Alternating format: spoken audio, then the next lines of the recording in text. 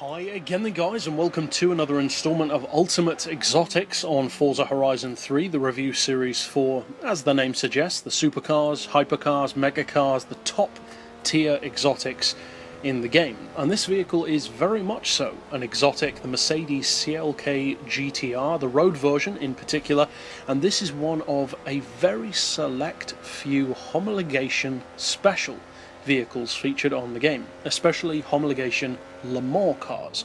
It's alongside the Nissan R390 GT1 in that category, in as much as a certain amount of road-going versions had to be produced of the car to allow it to be eligible to race, at least back in the 90s.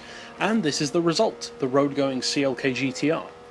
Now this car is a monster. It's one of the quickest street cars you can get around a track, but of course Horizon isn't just about cornering.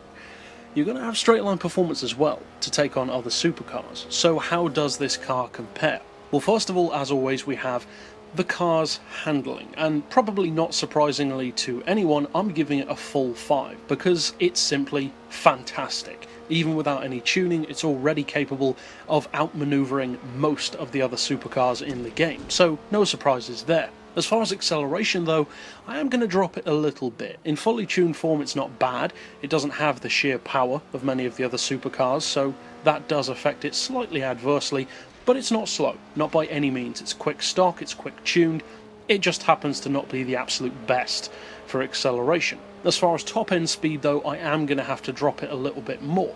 Now it is still quicker than something like an Aston Martin Vulcan, but it's not all that quick. It's not as quick as you might hope. It's not as quick as many of the other supercars, in fact, most of the other supercars, and overall, I am going to have to give it a 3 in that regard. As far as value for money though, I am bumping it up a little bit more to a 4 again.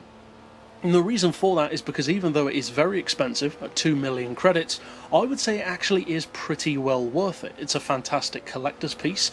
If there was any supercar that's worthy of a high price, it is this car, and it does actually have a good range of ability if you do decide to buy it. Just don't use it as much in a straight line. And speaking of its usability, I'm going to give it another 4 for that, because, as I said, you can use it really well. It's not a vehicle which is already in the S2 class, so you do have the multiple range of S1 and S2 effectiveness, and overall, as a tabulation of its 5 categories put together, I'm giving the CLK-GTR a score of 80. But that's it for this pick overall. I'll see you guys next time, and as always, thanks for watching.